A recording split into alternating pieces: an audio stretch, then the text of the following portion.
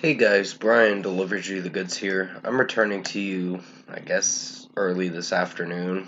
I'm sorry that I didn't return to you sooner for this review. I just was sleeping for a bit and I needed a good night's sleep, honestly.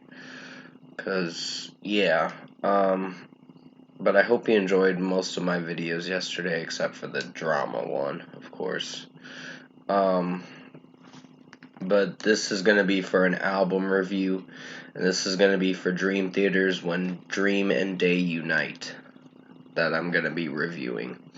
So I'm going to discuss what I, well, listened to for this like 52-minute album and let you know my thoughts on it.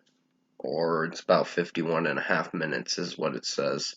So let's dive into this review. Now, I really did enjoy Dream Theater's recent singles, The Alien and Invisible Monster. Those were really good songs. I did listen to Distance Over Time, which you'll definitely see a re-review for that when I get done with the Dream Theater Marathon studio album discography, which this is the start of the Dream Theater Marathon studio album discography that I'm going to be reviewing. But to continue on with the review, A Fortune in Lies is a really good song. Status Seeker, I don't know if it's my favorite, honestly, but it did alright. I gave that a 4.5 out of 5. It's not bad. It could use a little more work, but it's not bad for what it went for. I was making sure my phone was at 100%. Um, the Yetzi Jam, I believe that was an interlude, or an instrumental, I meant to say. Not interlude, because interludes are like short songs. But when it comes to Dream Theater, they make very long fucking songs. But sometimes it works because of the way it's sounding and how it's executing. They're not a bad band. They're a very good band.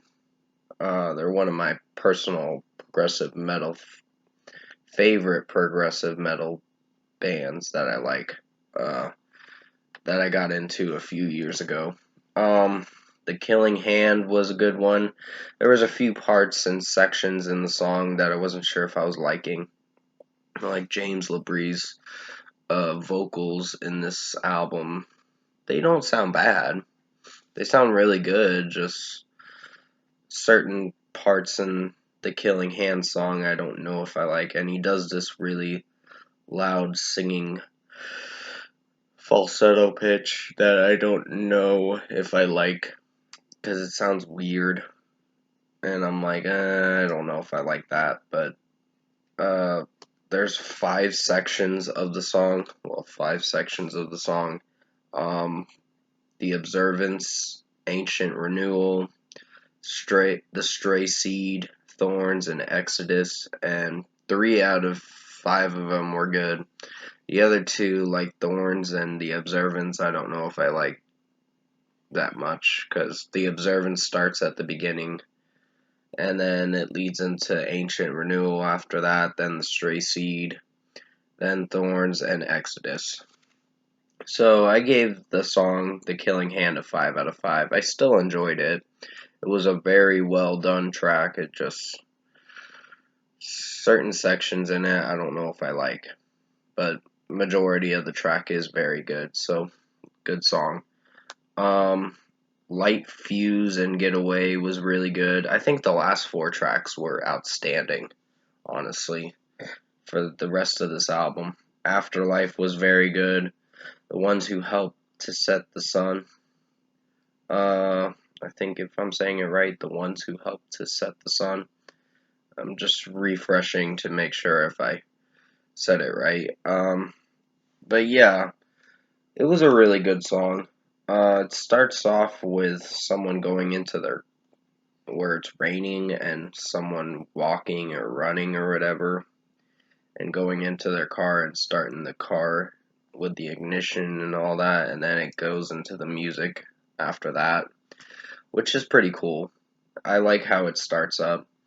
Only a Matter of Time is the closing track, and it does very well to close this album out for the runtime it went for. So, majority wise, for the runtime this album went for, I was not that disappointed. It was a really good album. Um, I highly recommend you check out this band, Dream Theater. They have really good music. Um, I wanted to review their albums so that way you know that I can review older music too. I don't hate older music.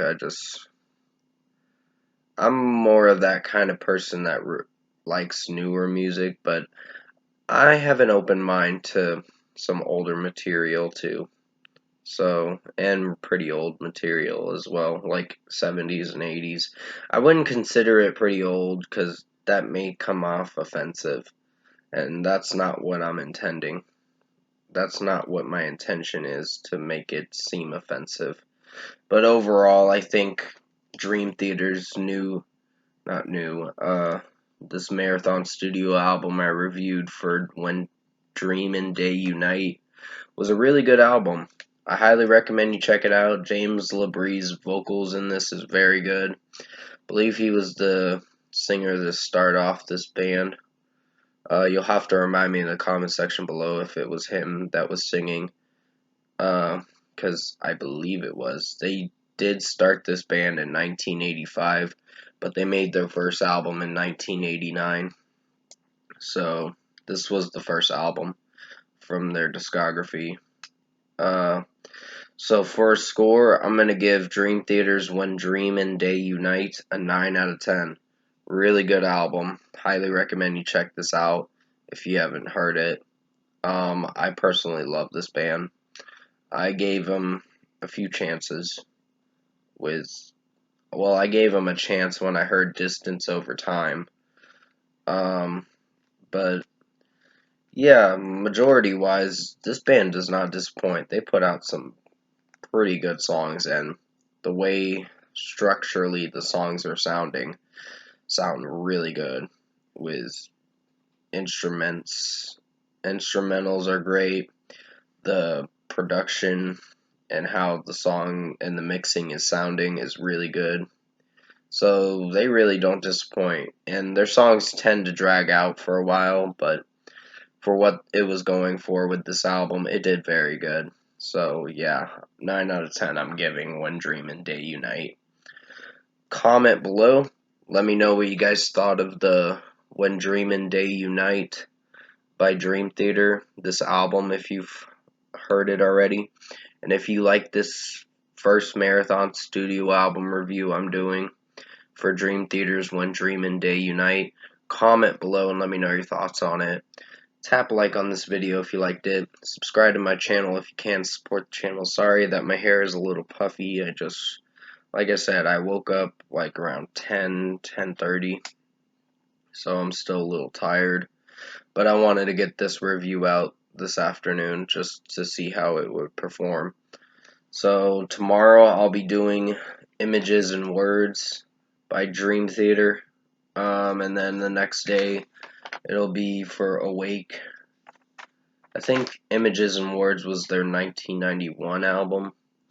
So they started in the very late 80s, but with their discography, but they worked up to building a fan base. So this band is really good, and I highly recommend you check them out. I personally love them. So yeah, I'm very excited to review the new album in 12 days, which is A View from the Top of the World. So you'll definitely see a review from me for that album. But anyways, I hope you enjoyed this Dream Theater, When Dream and Day Unite. Sorry, I slipped up on what I was, calling the title. I did the best I could to make this review as good as possible. Definitely stay safe. Take care. I hope you enjoyed this album review for the first Marathon Studio album review for Dream Theater's discography. And as always, I will see you in my next review.